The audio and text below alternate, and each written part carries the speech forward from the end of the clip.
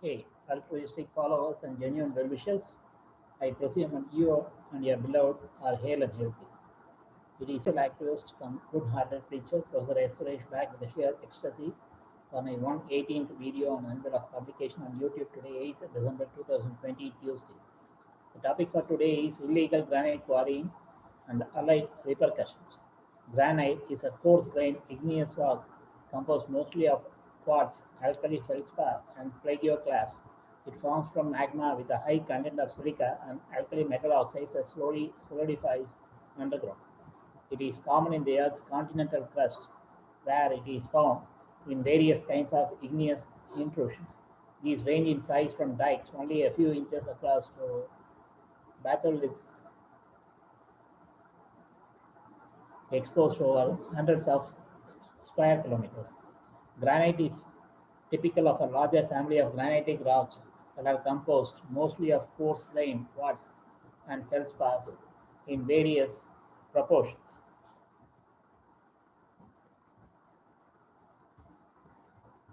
These rocks are classified by the relative percentages of quartz, alkali, feldspar, and plagioclase. The QAPF classification is the true granite representing granitic rocks rich in quartz and alkali feldspar.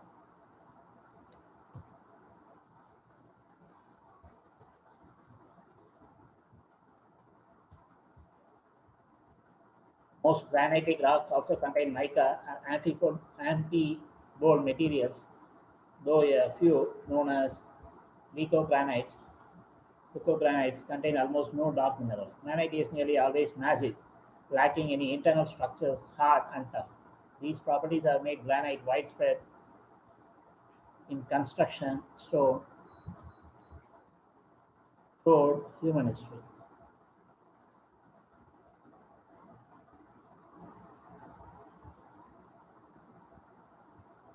The word granite comes from the Latin granum, a grain, in reference to the coarse-grained structure of such a completely crystalline rock.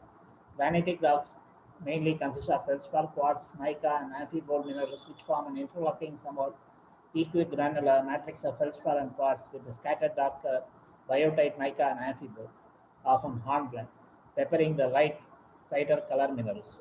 Occasionally, some individual crystals, phenocylcrystals, are larger than the ground mass, in which case the texture is known as porphyritic. A granitic rock with a polyporphyritic texture is known as a granite porphyry. Granitoid is a general descriptive field term for light-colored, coarse-grained igneous rocks. Petrographic examination is required for identification of specific types of granitoids. Granites can be predominantly white, pink, or gray in color depending on the mineralogy. The alkali feldspar in granites is typically classified as granodiorites or tonalites. Granitic rocks with over 90% alkali feldspar are classified as alkali feldspar granites. Granitic rock with more than 60% quartz, which is uncommon, is classified simply as quartz-rich granite, or if composed almost entirely of quartz, as quartzolite. True granites are further classified by the percentage of the total feldspar, that is alkali feldspar. Granites whose feldspar is 65% to 90% of alkali feldspar are cyanogranites, while the feldspar in monzogranite is 35% to 65% alkali feldspar. Granite containing both muscovite and biotite micas is called a binary or two mica granite. Two mica granites are typically high in potassium and low in plagioclase and are usually striped granites or A-type granites. Another aspect of granite classification is the ratios of various metals that potentially form feldspars. Most granites have a composition such that almost all the aluminum and alkali metals, sodium and potassium, are combined as feldspar. Orthoclase or microcline and is of an pethitic. The plagioclase is typically sodium-rich oligoclase. Phenocrysts are usually alkali feldspar. Granitic rocks are classified according to the QAPF diagram, as I said before, for coarse-grained plutonic rocks, and are named according to the percentage of quartz, alkali feldspar, and plagioclase feldspar on the AQP half of the diagram. True granite contains between 20 to 60% quartz by volume, 35% to 90% of the total feldspar consisting of alkali feldspar. Granitic rocks poorer in quartz are classified as cyanites or monzonites. while granitic rocks dominated by pleasure class are classified as grandiorites or tonalites. Granitic rocks with 90% alkali feldspar are classified as alkali feldspar granites.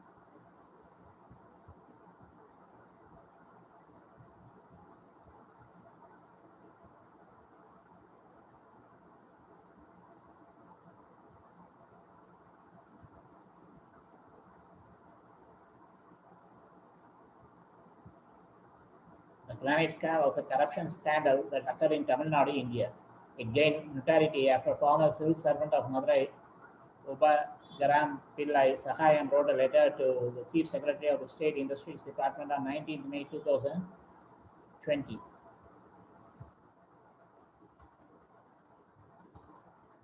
reporting major violations by many granite quarries in the Madurai district of Tamil Nadu, estimating loss of more than 16,000 crore rupees to the state exchequer.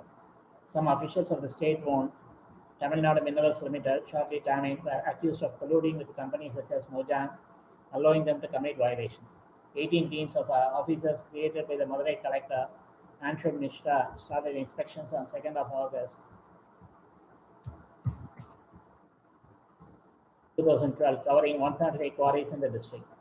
After P.R. Palanisamy of PRP Exports and Panir Mohammed, owner of Majura Granites in Melo, handed themselves over to the police.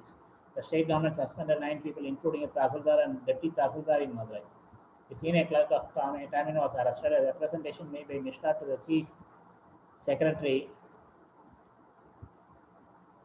Debendranath Sarangi sought an inquiry by the Directorate of Vigilance and Anti-Corruption (DVAC) into the roles of public servants in this scandal. After this exposure, the Tamil Nadu government worked with the Income Tax Department to carry out raids on these quarries, on other quarries across the state. The initial report sent by the Madurai collector at the time, Sahayam, placed the losses to the state government at 16,000 crore rupees.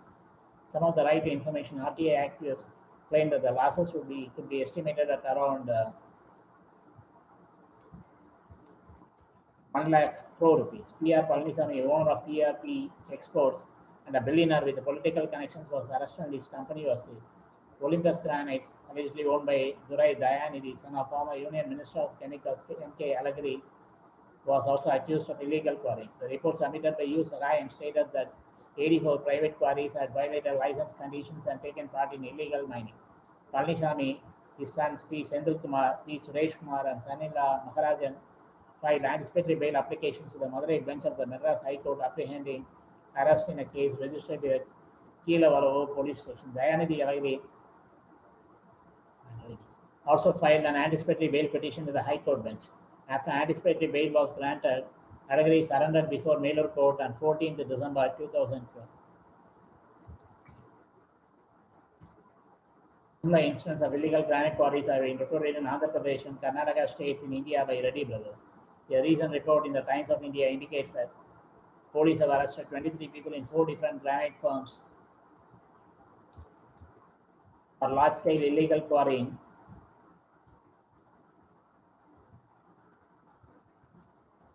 in Madurai district, and PRP Exports, one of the largest stone producers in India and the world, has been shut down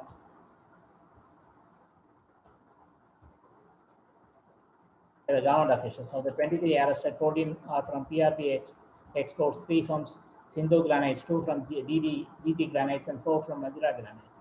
A senior police official told the newspaper. Though they are employees of the granite companies,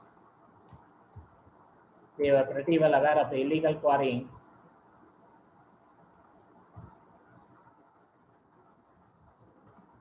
and thereby accomplices in the activity. They were also beneficiaries in the illegal quarrying.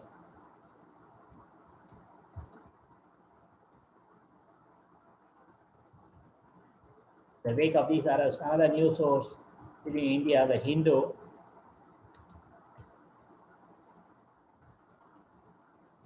reports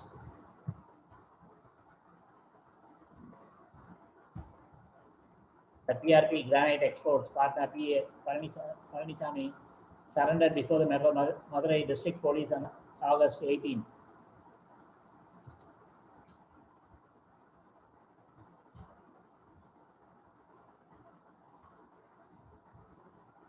According to the source, Palanisamy submitted a four-page document denying the allegations against the granite company owned by him and its associates companies. Further hearings are scheduled for late August, and as of press time, representatives for PRP exports have not responded to Stoneworth's inquiry seeking comment. According to local reports, government task forces teams found that many water bodies, tanks, and canals were either destroyed or encroached upon by the operators of the illegal quarrying operations. Based on complaints from village administrative officers, VAOs concerned,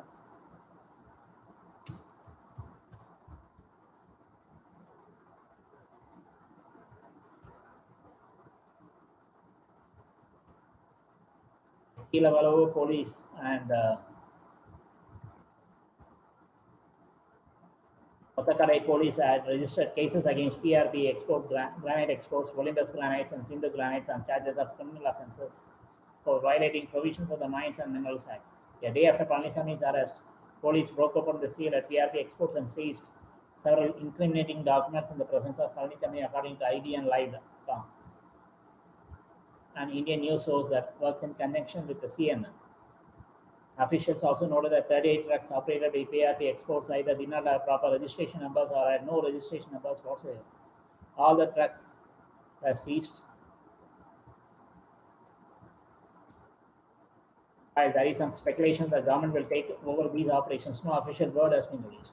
Historically, the Indian government has recognized the importance of the nation's stone industry, and it has offered a great deal of support to the sector, particularly for export-oriented companies.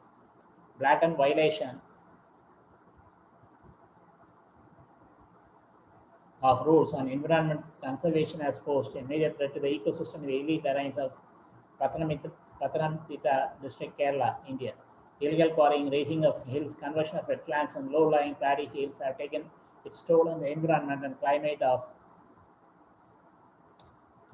central Kerala,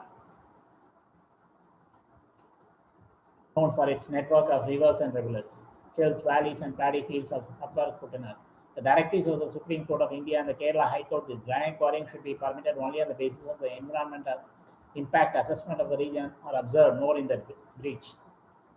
The court had upheld the decision taken by the Union government in 2012, making environment impact assessment mandatory for all quarries in 5 acres and above. But the quarry lobby, in collusion with the section of the official machinery, got to bypass the rule as well as the court order by manipulating the land records. B.N. Gopinatha Pillai, Vice President of the Kerala River Protection Council, blames the official machinery and local politicians for the illegal activities. Thomas P. Thomas, academic and environmentalist, said there were reports of people operating granite quarries by producing manipulated documents of various business establishments owned by them. Giant rocks, regarded as nature's water resources, are fast becoming a thing of the past due to indiscriminate exploitation of nature, says Dr. Thomas. Drinking water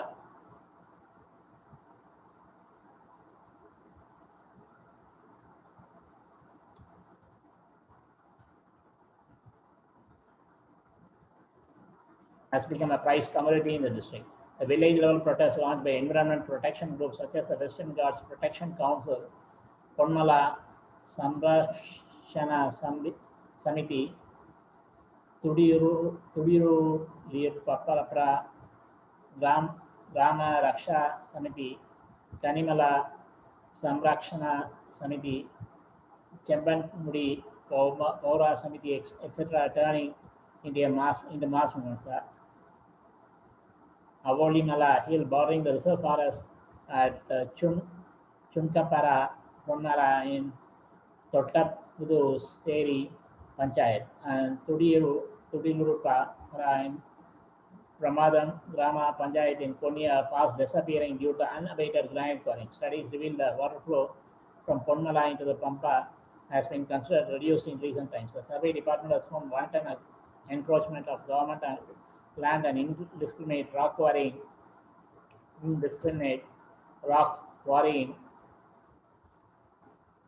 at Tudiru Lipara.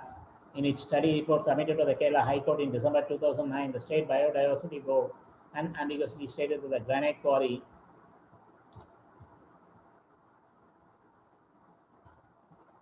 and crusher unit at Chumkapara have caused and continue to cause damage to the birds and wildlife in the forest lying close to it, affect the plants and the health of the people in its vicinity, hamper the natural springs, and irrevocably damage the ecology of the area, especially the microbial system. It has been found that a total of 5,924 stone quarries are functioning in Kerala, whereas the Department of Mining and Geology had granted permission only to 750 stone quarries. Numbers of illegal quarries were found in a study conducted by the Kerala Forest Research Institute (KFRI). Most of these quarries likely to cause mudslides and earthquakes. At present, the Department of Mining and Geology ordered to stop all kinds of mining activities, including quarrying and collection of soil and sand in the backdrop of the rain. The KFRI conducted the study on illegal quarries in 2015. The stone quarries occupy 7,157 hectares of land in Kerala.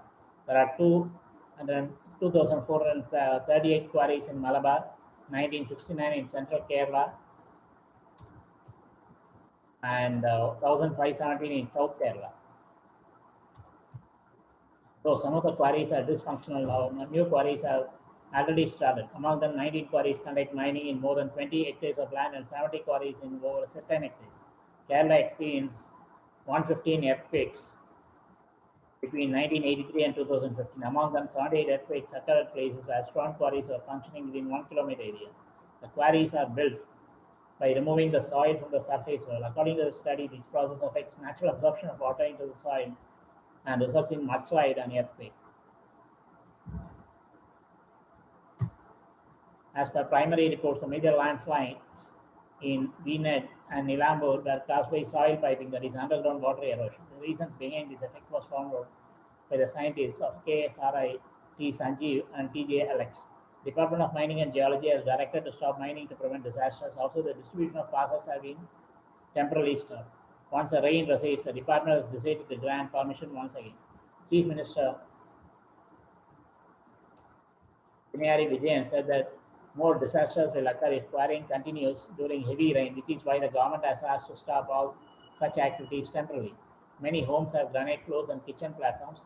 Granite is regularly used on tombstones. While using these sleek, easy to clean surfaces, it is seldom paused to consider the conditions under which the stone is extracted and processed. A report released by Dutch NGO Stop Child Labour, India Committee of the Netherlands, and Kirk in Acti, Church in Action, shows that half the global export of granite is from India. About 10% of all natural stone traded on the world market is from India, which is one of the 5 producers of the world's natural stone.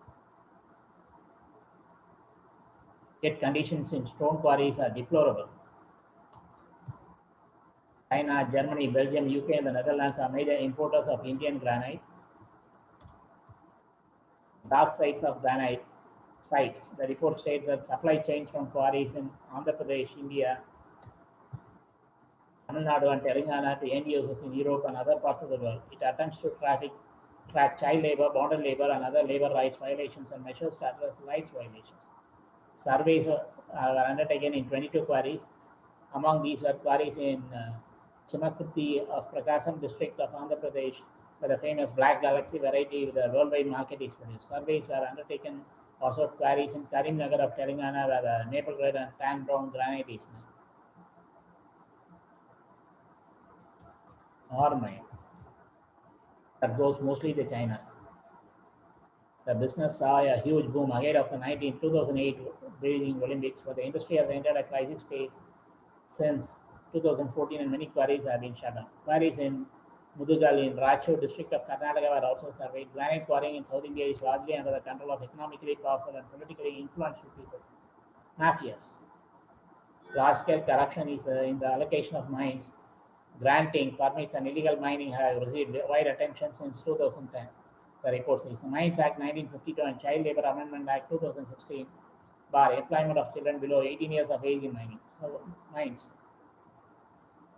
However, children were found at work sites. Many adult workers had also started work while just about 15 years old. Even though child work has declined over the years, this is still a concern, especially in Karnataka. Researchers also found that wage advances of up to 20,000 rupees were used as a means to bind workers to quarries as bonded labor or modern slavery was rampant. Mine owners depend on contractors for labor supply. These contractors are often illiterate and unaware of labor laws. They are often unable to fulfill their responsibilities as employers and mine owners to wash up the hands of workers taken from contractors. No special payment is made for overtime work. Overtime is usually compensated through various incentives like providing tea and snacks or a bottle of local liquor for men at the time of the end of the workday. Report says most of these granite quarries have affected agriculture and grazing areas for cattle by the means of encroachment upon water bodies. The stoppage of 175 granite quarries in Madurai alone for the past 8 years and the alleged revenue loss extrapolated based on circulation of just three quarries is causing immense loss to the industry as well as the banks and about 30,000 families since 2012, said the Association of Southern Stone Industries, ASSI. According to ASSI officials, the granite export data as well as the recovery rate of government-owned Tamil Nadu Minerals Limited will clearly show that the state government's perpetual revenue loss has no basis.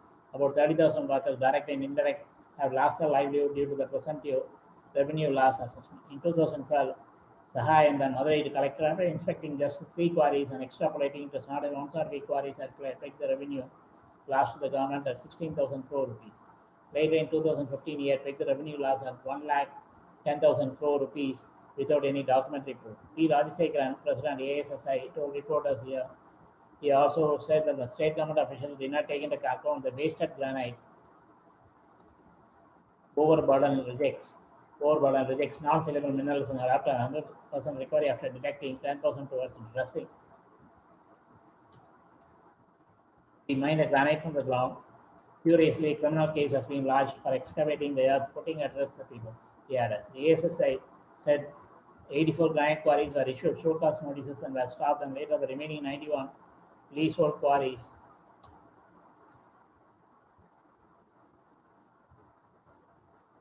were also asked to stop operations. Later, the state government cancelled the license for 91 quarries, stating that they were not in operation for over 2 years.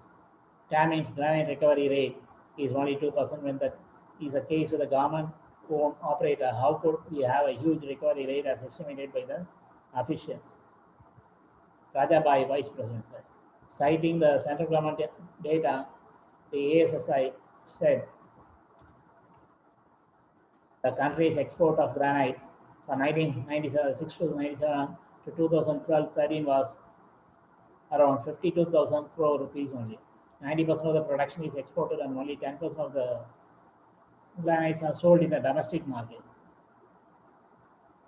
Indian Mineral Year Book 2013, the ASSI said the share of Tamil Nadu's granite production was rupees 6,800 crore rupees. As per the information obtained under Right to Information Act from the Department of Geology and Mining, Madurai district's percentage of granite production for 1996 to 97 to 2012-13, 17 years comes to just rupees 2,800 crore. For a long time, we were lauded for earning foreign exchange for the country, but from 2012 onwards, we are being looked as criminals as the state government has lodged various criminal cases. This has affected the family members of the industrialists and the social standing. The granite quarry owners in Madurai district are not able to fathom the reason for the government targeting them, while similar quarries and all other districts in the state are functioning without any hitch. About 500 crore rupees of bank loans extended to granite quarries in Madurai have been classified as non-performing as NPA. Other revenue losses for the past 8 years listed by ASSI are foreign exchange revenue of rupees 386 crore rupees, royalty loss to Tamil Nadu government rupees 212 crore rupees. According to ASSI, only about 15% of the granite resource in Madurai has been mined. The remaining 85% is still there for mining. But the two major political parties ruling AIADMK and DMK are silent to apply it. It is only the BJP officials who are of the view that the Madurai granite industry has been wrong. Industrialists told IANS. Dust pollution in quarries pose various health risks to the workers, including respiratory ailments, skin and eye problems. Depending on the chemical composition and the concentration of the dust, many workers are exposed to the inhalation of silica-bearing dust, thus being at the risk of developing silicosis, a fatal lung disease. Quarry dust is composed of various chemical compounds and naturally occurring elements at various concentrations, including silicon dioxide,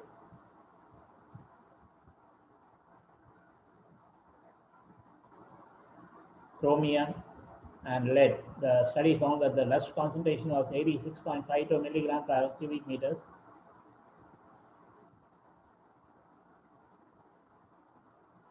Silicon dioxide concentration was 0.62 milligram per cubic meter.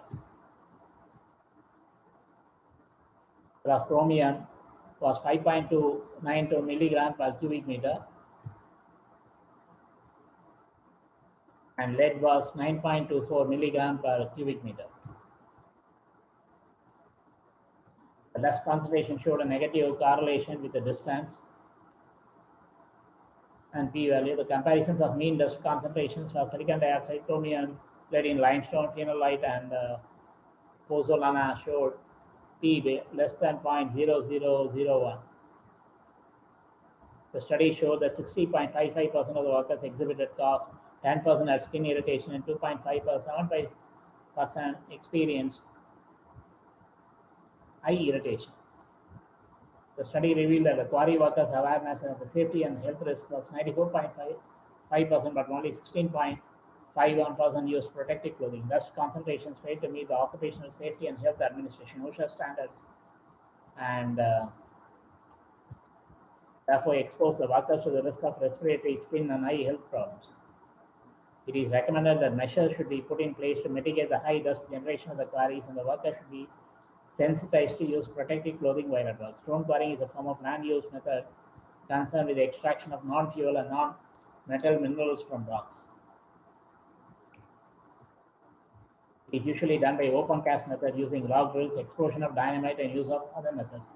Quarrying has environmental and health effects. For instance, reports that mining has a number of common stages or activities, each of which has potentially adverse impacts on the natural environment, society, and cultural heritage. The health and safety of mine workers and communities based in close proximity to operations. Further, the operations in stone quarrying, whether small or large scale, are inherently disruptive to the environment, producing enormous quantities of waste that can have deleterious impacts for decades, and that the environment deterioration caused by stone quarrying occurs mainly as a result of inappropriate, wasteful working practices and rehabilitation measures. For instance, some studies in the northern region of Ghana and East Ganja district in particular found that commercial extraction of sand and gravel caused land degradation and desertification through destruction of economically important trees, mostly indigenous in nature. This degradation of environment due to stone quarrying activity has put forth questions as to whether or not mining activity should be continued. Additionally, some 4 million people have been reported also to die yearly from acute respiratory problems in developing countries, for the most part being aggravated by environmental pollution emanating from quarrying, sandblasting, and emission of dangerous chemicals. But it has been found, on the other hand, that in Africa, East Asia, Southeast Asia, and Latin America, accessibility to natural resources such as building stones plays a crucial role in the provision of livelihood. A livelihood comprises the capabilities, assets,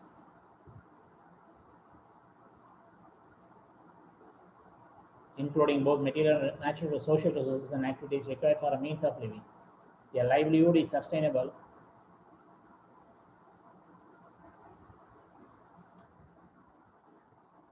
and it can cope with and recover from stress and shocks and maintain or enhance its capabilities and assets both now and in the future. Many people in rural Africa have reported that the dependence on agricultural output could no longer provide year-round security in terms of finance due to continuous decline in farm yields. This is not surprising since most of the rural farmers are subject to varying degrees of uncertainty due to climate variability and post-production loss. This has compelled over 500 million people in developing countries to engage in occupations such as small-scale surface mining and quarrying for survival. Accordingly, they argue that since the formal sectors in developing countries have very little potential in terms of job creation, the informal sectors such as stone quarrying has become an attractive alternative for achieving livelihood needs. Thus, I've identified that small-scale stone extraction in rural areas is a major source of livelihood in spite of the dangers it poses to the environment and other livelihood activities such as farming. In Mandara County, stone quarrying provides varying economic benefits to the local economy. When the explosive is detonated, enormous amounts of energy are released. Most of this energy, Most of the energy of a properly designed blast works to displace rock from the quarry face. The remaining energy is released as vibrations through and along the surface of the earth and through the air. Most of the energy that goes to the earth comes to the surface within a few meters of the detonation site and travels as surface waves, which may cause ground shaking. A small amount of the energy is transmitted through the rocks as shear waves, which commonly are insignificant. When a blast is detonated, some energy will escape into the atmosphere, causing a disturbance in the air. Part, part of this disturbance is subaudible, air concussion, and part can be heard noise. Air concussion is most noticeable within a structure, particularly when windows and doors are closed. The air concussion creates a pressure differential between the outside and inside the structure, causing it to vibrate. Poorly designed or poorly controlled blasts may cause rocks to be projected long distances from the blast site, fly rock, which can be a serious hazard. Fly rock is not commonly a problem with carefully designed and executed blasting plants, but is a situation that deserves careful attention. The primary source of noise from extraction of aggregate and dimension stone is from earth moving equipment, processing equipment, and blasting. The truck traffic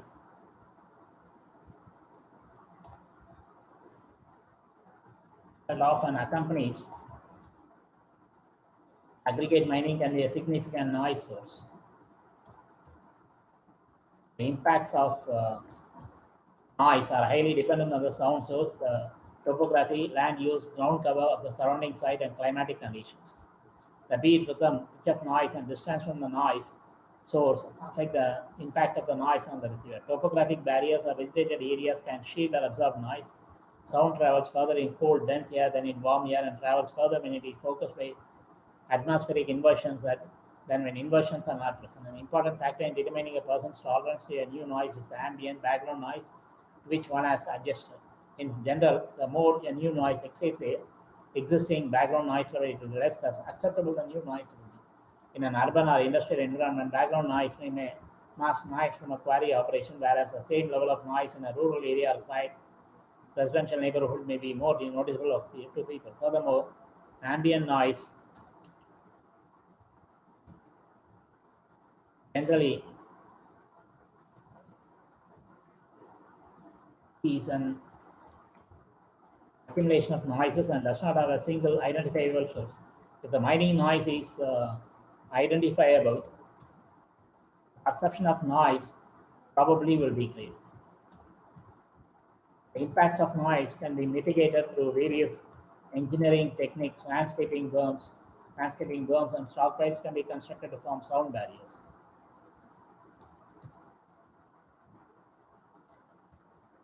Noisy equipment such as crushers can be located away from populated areas, can be enclosed in sound deadening structures. Conveyors can be used instead of trucks for in-pit movement of materials. Noisy operations can be scheduled or limited to certain times of the day. The proper location of access roads, the use of acceleration and deceleration lanes, and careful routing of trucks can help reduce truck noise. Workers can be protected from noise through the use of enclosed air-conditioned cabins and equipment, and where necessary, the use of hearing protectors. Worker safety may include regular health screening too. Dust is one of the most visible, invasive, and potentially irritating impacts associated with quarrying, and its visibility often raises concerns that are not directly proportional to its impact on human health and the environment. Dust may occur as fugitive dust from excavation, from haul roads, and from blasting, or can be from point sources such as drilling, crushing, and screening. Site conditions that affect the impact of dust generated during extraction of aggregate and dimension stone include rock properties, moisture, ambient air quality, air currents, and prevailing winds, the size of the operation, and proximity to the population centers and other nearby sources of dust. Dust concentrations, deposition rates, and potential impacts tend to decrease rapidly away from the source. A carefully prepared and implemented dust control plan commonly can reduce impact from dust.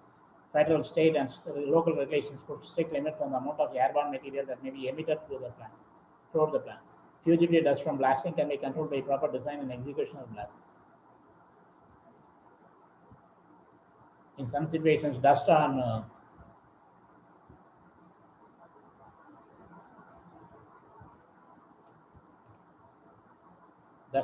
quarry floors and nearby areas can clog pores in the ground, thus altering recharge rates. In some other situations, dust can enter conduits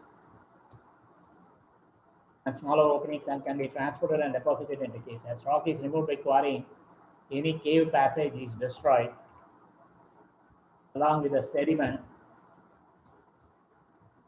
it may have contained. The habitat provided by the caves and passages will cease to exist. Animals that inhabit the twilight or transition zone and are mobile and able to find new homes might survive. The rest will die. Creatures that are adapted to the deep and stagnant zones will perish. Quarrying may intersect active groundwater conduits or cause their blockage with adverse consequences for aquatic communities. Groundwater withdrawal and diversion of surface water may cause overground and underground hydrologic systems to dry up. Water bodies which may be inhabited by small site endemic fish and snake species will disappear, and with them the species. Alterations of flow volumes and patterns and the availability of nutrients can profoundly change the limestone environment and may lead to the extinction of whole communities. Lowering the water table will increase the thickness of the unsaturated zone, which can change the pH of the water in the unsaturated zone, which will change the biotic environment in small voids in the rock, which will kill species that live there. Blast-induced vibrations and shock waves can cause cave roofs to crack or collapse. And the cursed environmental conditions can be altered in just one new crack. Light may enter an otherwise dark cave or passage, or streams and ponds may suddenly drain into a new crack in the floor. Either situation can result in the death or displacement of cave communities.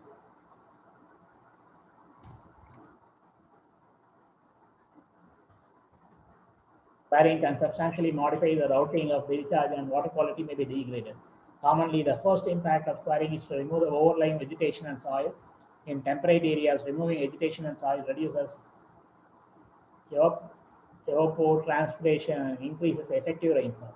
Unless measures are taken to control runoff and sedimentation, deterioration of groundwater is likely. In aggregate mining, the target limestone, if unsaturated, may also act as protective cover for the underlying aquifer.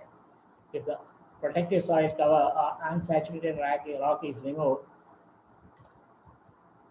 the hole created by the mining may focus surface water to the groundwater system.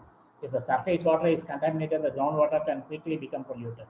Quarrying can cause sinkhole collapse, which can result in the capture of surface water. Dust can enter conduits and smaller openings, which can be transported by groundwater. The fine debris produced by the cutting of marble can be worked through the groundwater system during the storm events. Large amounts of silt and other effluents from quarries may pollute rivers as well as underground water bodies within and far beyond the boundaries of the limestone area. Overall, quarrying in the unsaturated zone is likely to result in relatively local impacts such as increased runoff, reduced water quality, rerouting of recharge water through the aquifer, and localized reduction in groundwater storage. Let me summarize adverse impact of quarries: bonded labor system, mortality attributed to silicosis, groundwater contamination affects ecology and indirectly vegetation, soil and water besides animals, birds and other species. Blasting of rocks and movement of equipment used in quarries enhances ambient noise level. Besides, blasted rocks fly in different directions like missiles and damages houses and people living nearby. So many people have lost their precious lives in water ponds in stone quarries. Dust contamination contaminates ambient air and worsens air quality.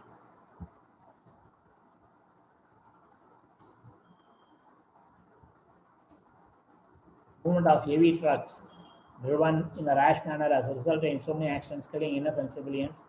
Illegal quarries operate like mafias, and honest government officials who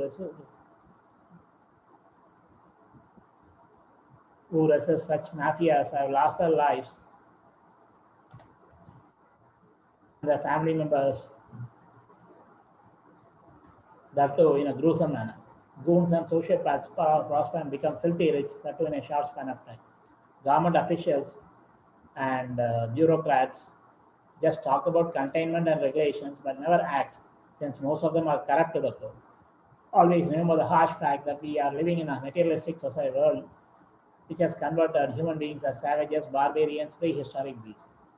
Debates, discussion, and open-ended topics like this can go on forever. Anyway, let me pull the plug here. We meet again real soon with another interesting topic. Some of the statements used expressed are solely mine based on limited knowledge gained over 6 decades of versatile experience. Always watch these videos with closed captions, subtitles for absolute 100% comprehension as per my sincere recommendations zillion times so far. I know I rushed through to complete the presentation within 20 minutes max. This time limit that I admit set myself as a norm to retain the viewer's attention. I'm quite aware of the fact that I exceed this time limit, or sometimes I take double or even triple this time depending on the topic, since I make honest attempts to cover the selected topic more elaborately, including so many intricate fine details, referring a wide variety of sources, in particular Wikipedia, quite extensively, besides articles and books published recently. Besides, of course, I sprinkle my own salt and pepper and season it with my personal experiences so far in my life and also intuition. Stay at home as much as possible to maintain social distancing attributed to pandemic novel COVID-19 and prolong your lifespan, lead a healthy life. God, also known as the Supreme Power, is the one and only one who can put a stop to natural and unnatural, maybe bio war, cyber war events like pandemics and epidemics, which likely ultimately paves the way for apocalypse and extinction of all sentient species on Earth for no fault of theirs. Rest in peace and harmony. Today I have taken 42 minutes.